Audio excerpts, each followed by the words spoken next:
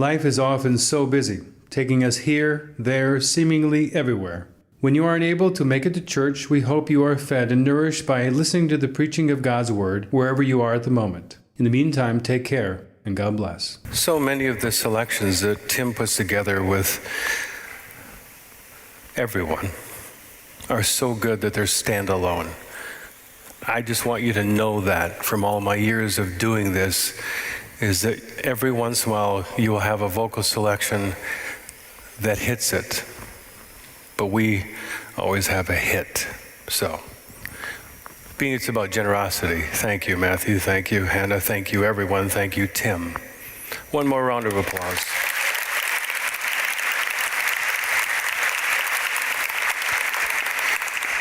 So the senior pastor is going to preach on generosity. If I were you and you had a wallet, I'd sit on it. If you have a purse, hold it close. Here it comes. What's the point? Generosity. You know, I always like to figure out the words we're going to talk about because not everyone understands what we're talking about. So I decided to Google the word generosity. And this is what I received: the quality of being kind and generous. I really love it when people smarter than me define a word by using the word. So I pressed on. Generosity, the quality or fact of being plentiful or large. So that's a movement. Plentiful, large. Remember the word large. Remember the word large. Remember the word large. I like things in threes. When you see a dictionary, you only have what's there, but when you have Google, the world is your oyster. So I started to Google some more, and I Googled, what does generosity really mean? And then I found this question: what does generosity really mean? I thought, me too. And then I saw this answer. The University of Notre Dame Science of Generosity Project defines generosity as. Notre Dame, it's a better school than where I went. And this is exactly, what a great country, I thought, because here it is. The virtue of giving good things to others freely and abundantly. When we think deeply about this definition, three parts stand out clearly. Generosity is giving good things, giving freely, and giving abundantly. 3 points. It's like I wrote it. I love it. 3 points, but there's no amen yet, because I have my own 3 points. Point number one, first things first. The main thing about the main thing is keep the main thing the main thing. Here's some things I think. Hurt people hurt people. Not trying to be clever. I just am.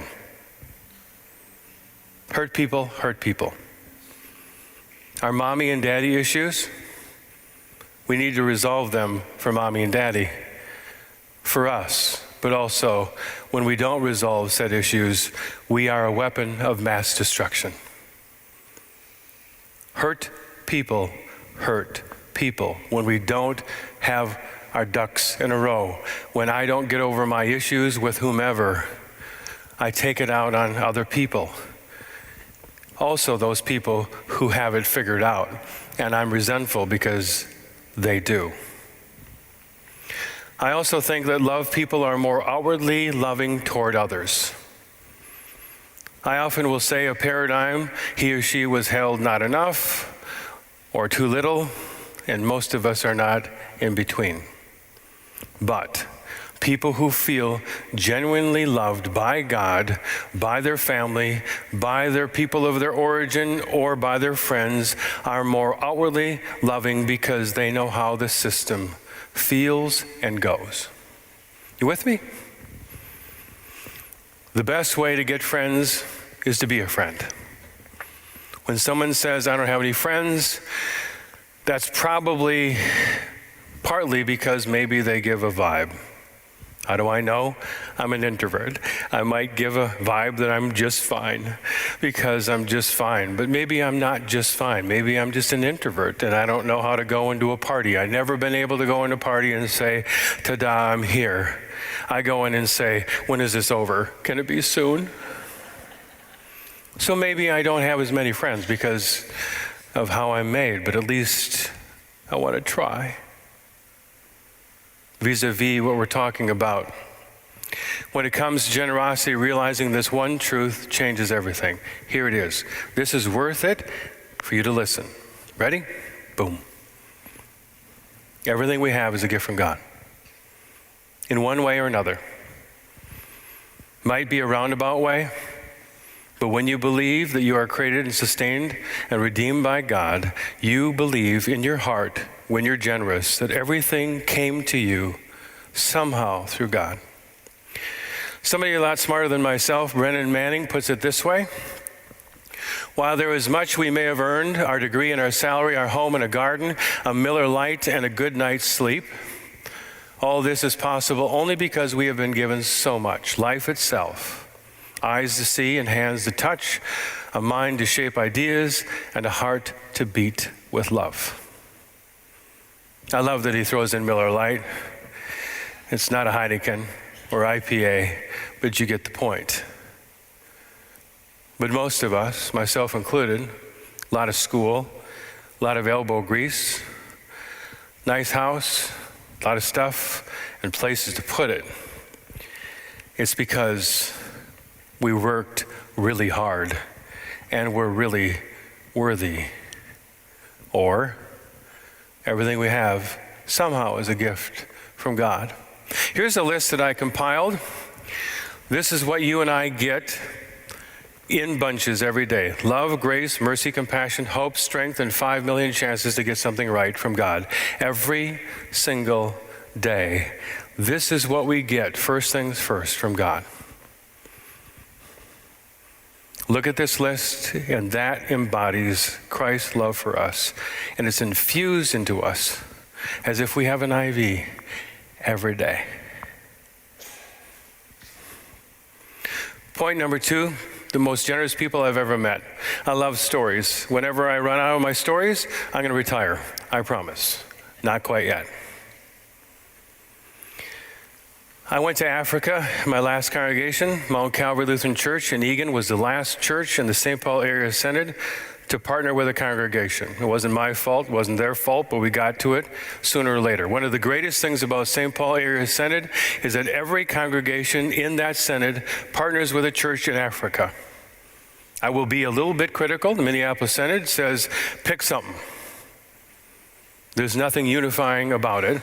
I prefer that because 121 congregations are in Africa. There's strength in numbers. But because we were the last one, we got the last place on top of a mountain. Remember Gronk in that movie about how you go up the hill in the children's movie? Yeah, that's where we went. Ipolamwa, Tanzania. At the very end of the road, turn left and go for a while. But we went to Africa. I had to fly for almost 20 hours. You know that I don't like to fly to North Dakota. But we got there sooner or later. Felt like later. And we landed Dar es Salaam, and then we went to Tanzania. And we went and we saw a school. And then I saw these things. I'll go one at a time. We were outside the school and we saw these kids playing soccer. Had to be 50 of them. And it was just a big dirt space with a road that went down the middle of it. And they were playing on this road.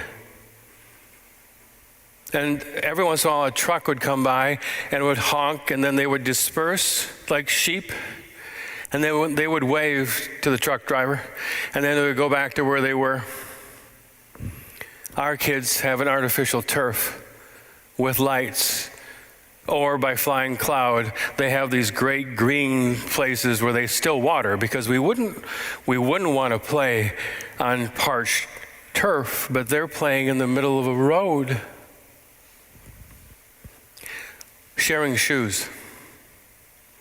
Here we are, 12 white people peering over this fence, watching a bunch of children play, and then someone notices that each child only has one tennis shoe on. Not two, one. And we notice that the kid who has a tennis shoe on the right foot is kicking with his or her right foot, and then the person who has a left shoe on, you better learn how to be ambidextrous here because, you have this shoe. And all of a sudden, us rich white people realized they had to share shoes. But they were having the time of their life.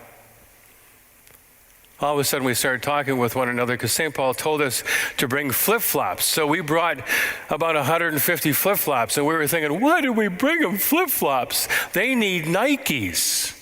Too bad it was at a time when we couldn't have Amazoned it because Jeff could have come with his spaceship and he could have dropped us some tennis shoes. And so we just watched. And then they got done with the game and they came over to see us. And I forgot to tell you that their soccer ball, I think, was clothing that had worn out, and they put it in a ball and they duct taped it. It was kind of round. And they came over to us. And what was weird about it, you have to understand this, is that I think that there are pro teams, baseball and football teams, that send their overrun, like from the Vikings when they've never won the Super Bowl. They send all the "We're not the champion" t-shirts over there. And I'm not kidding, where you looked, it was the New Orleans Saints and the Minnesota Vikings and then New York Knicks. There was one kid who had a Timberwolves shirt, but he looked really sad because they're really bad. And he thought, of all the t-shirts I get this? But it was weird looking at these pro sports teams and these beautiful children looking at us. And then we sheepishly handed them the flip-flops, hoping that they would somehow become tennis shoes when we put it over the fence. But they were still flip-flops, and they were just so happy. But then we had a bag full of soccer balls, 8 of them.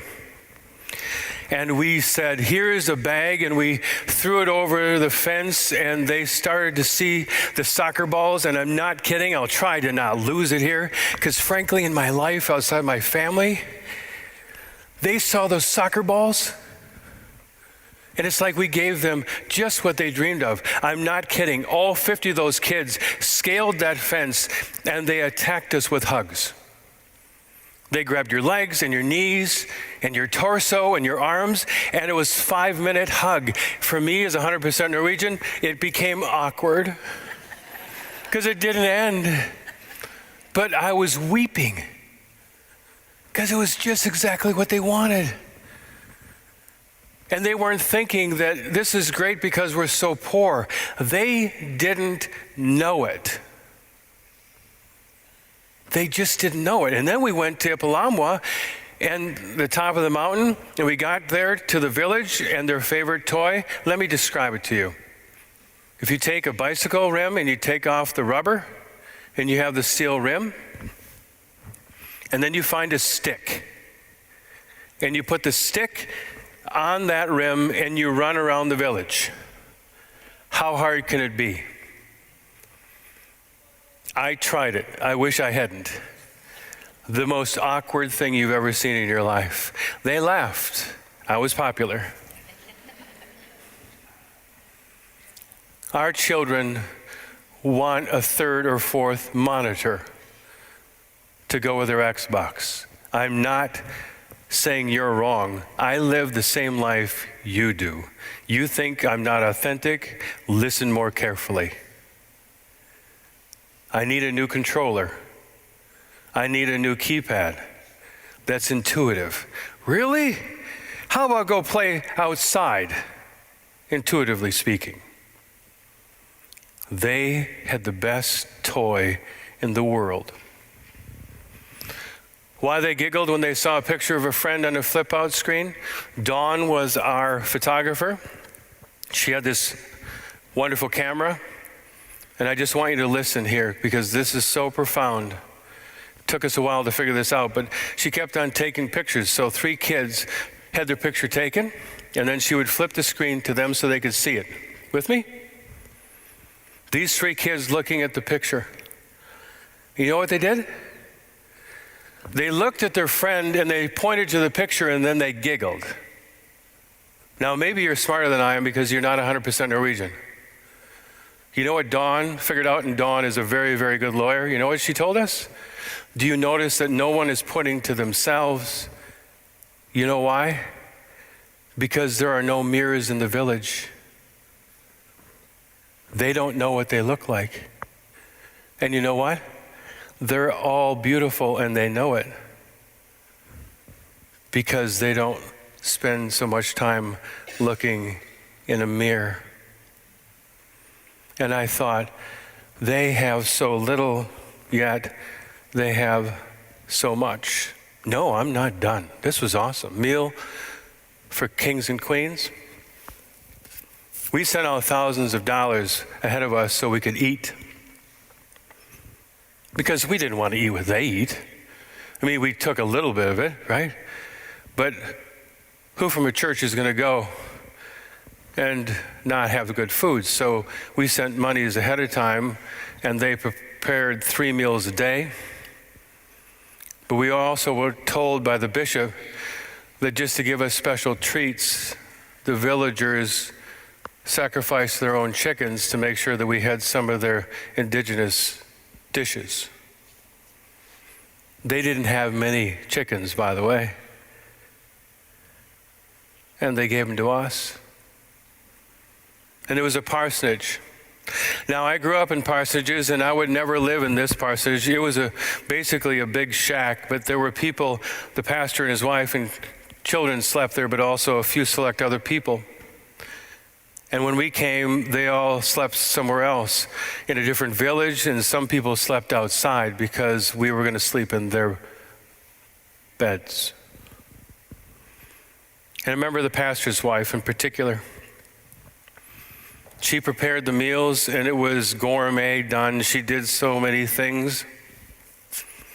And then we had a church service, and it was a 3.5-hour church service. Talk about generous. I left 3 times to go to the restroom.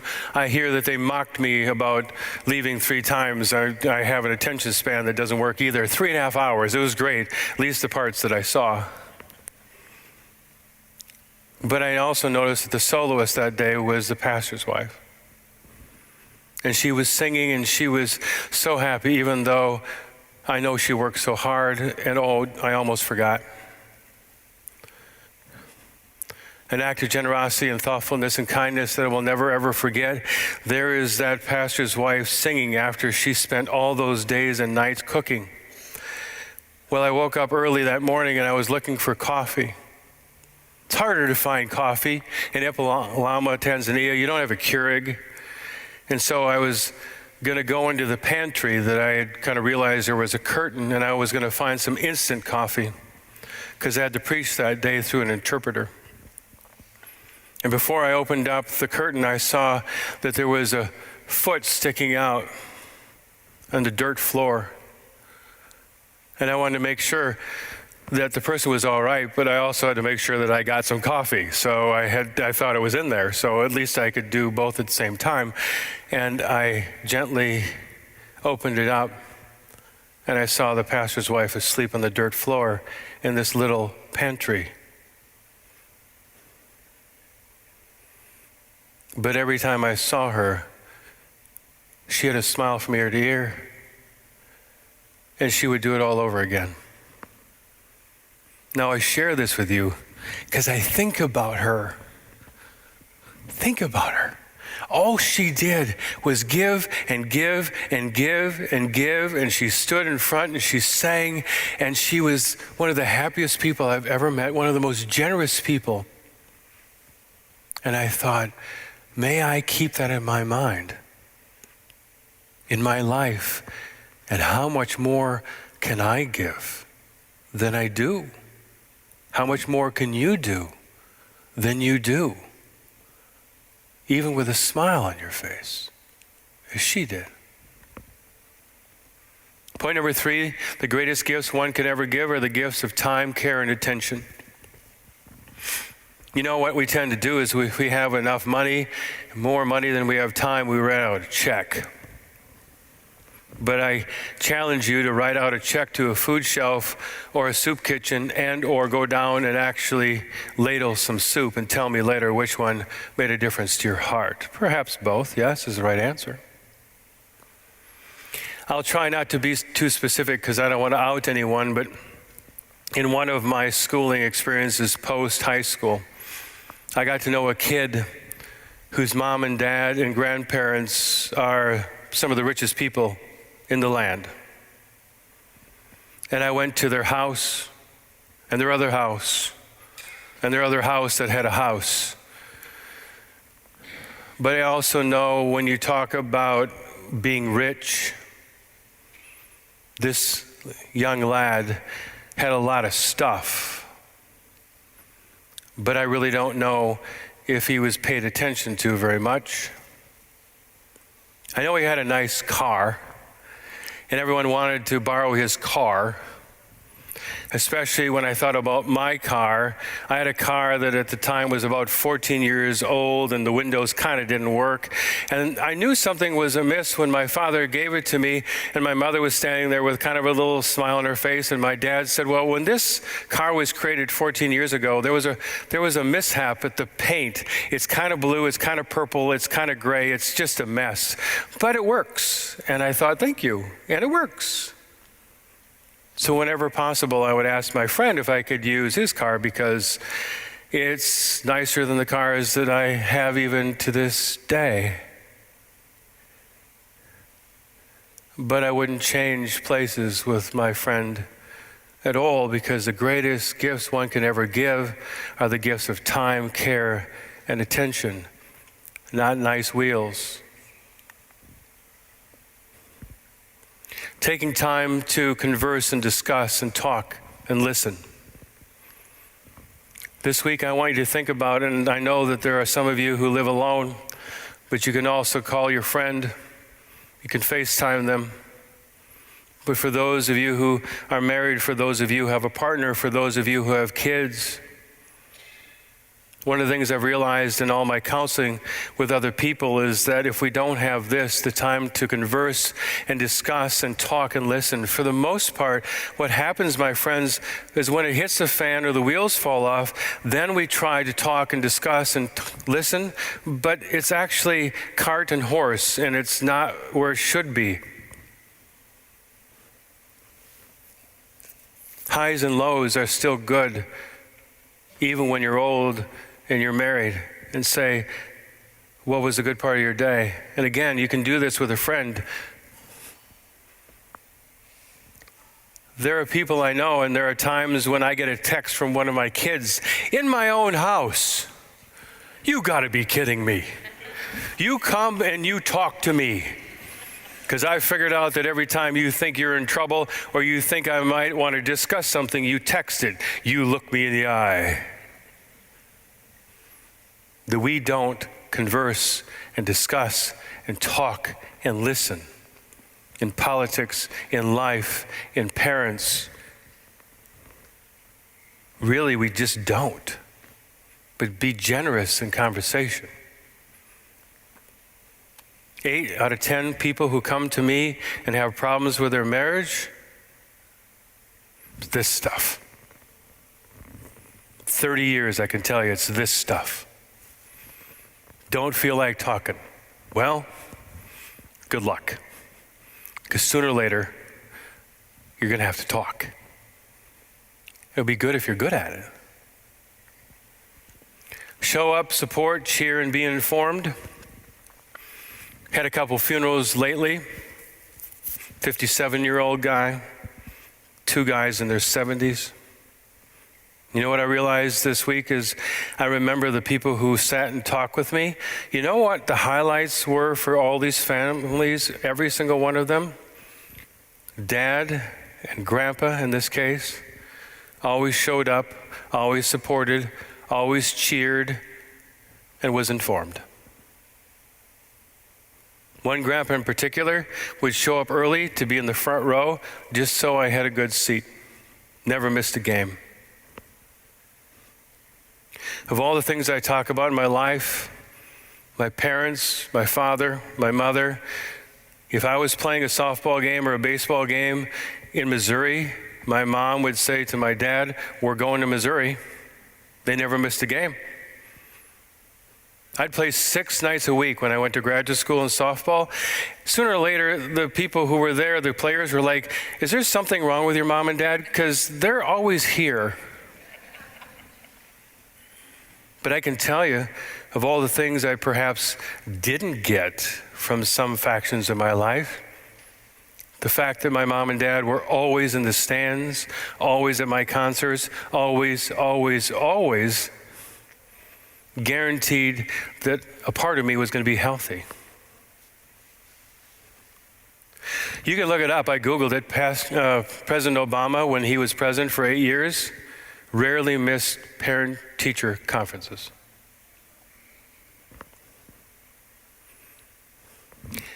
If you're too busy, you're wrong. President Obama, for the most part, had family meals at the White House. We're not talking foreign policy here. We're talking the President of the United States showed up for conferences. We have no reason to say we're too busy to go. What we freely give away will be renewed each and every morning, that being love and grace and mercy and compassion and hope and strength and 5 million chances to get something right. You notice that that's the list that I said at the very beginning? Now, I will tell you, here's the money part, that if you write out a check this morning for $500 payable to St. Andrew Lutheran Church, I am not going to be one of those preachers that tells you that somehow God will reward you with a check in the mailbox for X amount times that. I can guarantee you that in about 2 days, there'll be $500 that's taken out of your account. But you will also feel like you're more tied to this place. But these are the things I'm talking about that the world needs more than us simply writing a check. Love and grace and mercy and compassion and hope and strength and 5 million chances to get something right. And so I thought I would end with a visual. This week I'm going on vacation, but I'm still going to do it. Do it with my friends Hans and Rolf and all the people, because I'm set to sail on that wonderful tour. But I want you to think about my dear friends in Africa and how generous they are, because they know first things first. They know how rich life is to their core. And maybe we get lost in all the stuff or the stuff that has us. And so I encourage you to be generous in all aspects, not even just a little bit generous, but a little bit more generous. And then if that feels good, how about this? How about a little bit more generous? And then give that a try, and then how about so generous it doesn't even fit on the screen? Because that would just be a pity if we just felt uncomfortable with how much we're giving away freely, abundantly, loving large. So help us God. Amen. We hope you found this week's message helpful as you think about how you will live out your faith each day. If you would like to support the ministries at St. Andrew Lutheran Church, you can do so by having your credit card information available and then texting a gift to 952-260-9007.